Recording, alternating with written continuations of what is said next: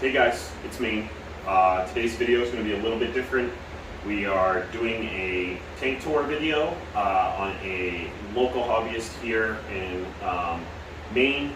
He is about 30 minutes away from me. I met him about almost 3 years ago now, and he's been nothing but gracious and a good friend to talk to in the hobby and just kind of shoot the shit and talk reef.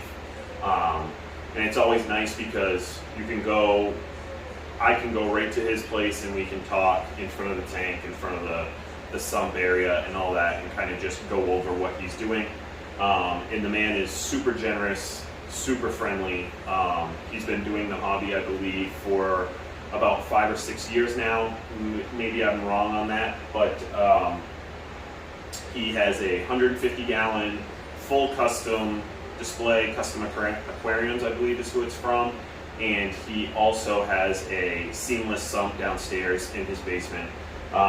It's not easy to see the stand in his area where I took my B-roll, but it is like 2 drawers and like a bookshelf area or a shelving area down below. So it's a fully, piece of the home furniture art.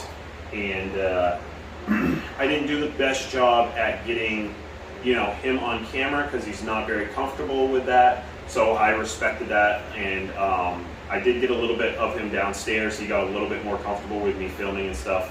But he does not post this tank. He doesn't even post it on the forums or anything like that local. It's something that you truly have to see in person. So I hope that my video and my B-roll comes out fairly well, because this tank in person is absolutely insane. It's had astronomical amounts of growth over the last 3 years, well, 2.5 years since the last time I seen it, but it is 3.5 years old. He is running 2 Kessel pods, I think they're 360s, and then he has 4 reef brite strips and 6 AI blade rows on it.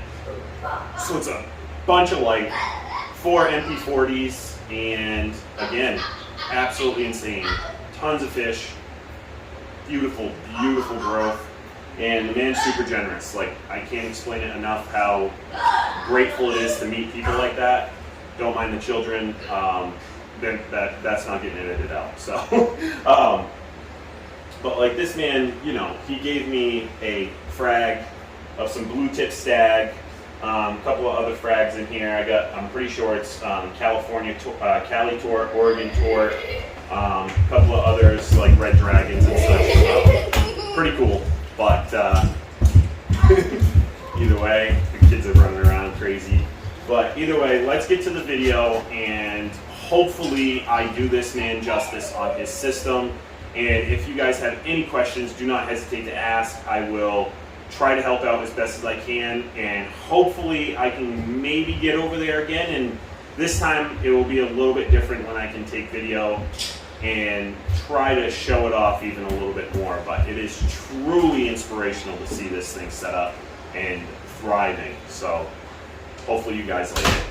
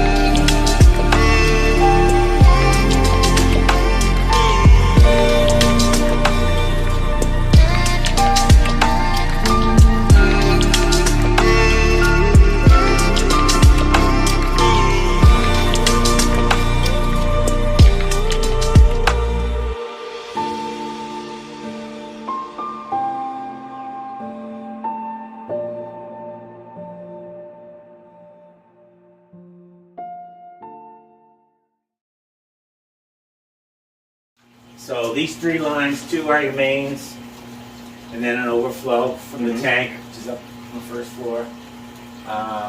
You got your, your MP and your regular trident, calcium, geocalcium reactor, a Baldor motor. USA pump, right? Yeah, Yep. return pump. Most of it's going up, straight up. Some of it diverts into, I think this is a 45 watt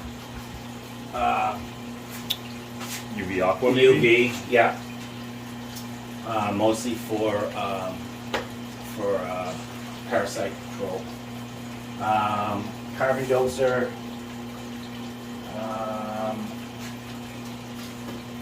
Octo, I don't know what size this is. Massive. Massive. Big. This is a set and forget. Yep. If people have problems with Octos, with- they're with- tried and true. yeah, if they have problem with their skimmer, get on Octo. And then normally this works. This is a sensor fleece roller. Once it hits a certain point, automatically gets in the roll. I have it set for 4 seconds. That roll will last me months. It's great. Yep. Got the online system up here, computer. The full Apex. Full Apex, 2 energy bars, fluid monitoring, pH, ORP and temp, obviously a bunch of heaters. Yep. It's down here in the wintertime mostly. Yeah, it pulls cold Yeah. air from the. Yeah, it's The great slab. something in the basement is allowed me not to have a chiller. Right. That and switching to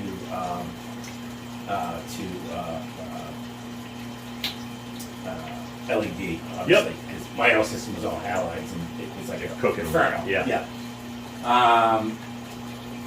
Air, CO2? ozone. Okay. So this is the dryer, air dryer Yep. that hasn't been changed, but we have a line going straight outside, so it's not picking up the house CO2. Yep. Pulling out ambient Or air. ambient air from outside. Low rating set by the ORP. ORP runs somewhere around 400. Clicks on every once in a while. This is a 4-square aquatics algae scrubber. Works great. I did have a bunch of Chaeto in this refugium. Now there's mostly bubble algae and acacia. So the system comes down, comes through here, obviously, drops down, gets some bio balls, and then drops down again, so there's no bubbles. Yep. This is a seamless sump system from Custom Aquatics. Custom Aquatics? I believe so, Tank. yep. And it's fully, obviously it's plastic, so it's fully adjustable, and it's really Like I wanted to make sure I did this overflow myself just in case anything bad happened. I got a big tub down there. Yep. For overflow. I was able to, make some adjustments with some things. It's really, I think it's a lot better, a lot easier to clean than your traditional plexiglass or a glass sump. Yep. A lot more things you can do with it. I've got pretty good well water here. The only thing I get mostly is silicates. But not to the point, so I added a secondary chamber here, but it's your basic five-stage system. So is it an added deionized resin? Yes. Yep. Yeah. It's specialized for silicate. Yep. And even though I get it, my ICP test can either read 200 or 0. Like Right. the last one I just got was a 0. No rhyme, no reason, because I didn't change the cartridges. Yep. I don't know what happens, but I don't know whether it's in my well and if it doesn't rain for a while, it doesn't pick up that sediment. I've been kind of going through that at my house as well. Especially at the beginning of the season, we had a heavy rain.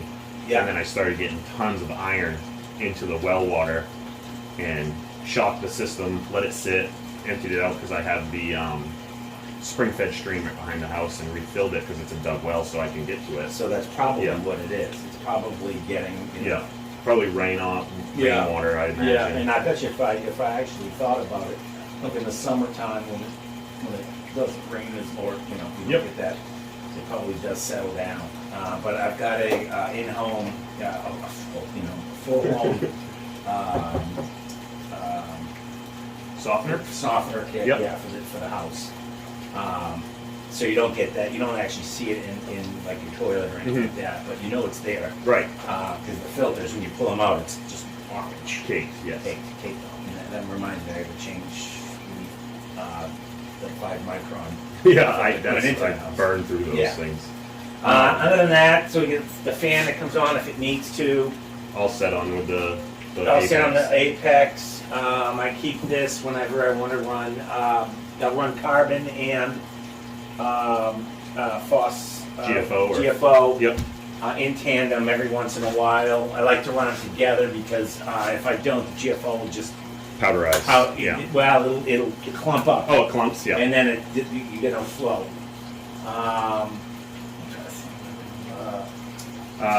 Dosing. Dosing.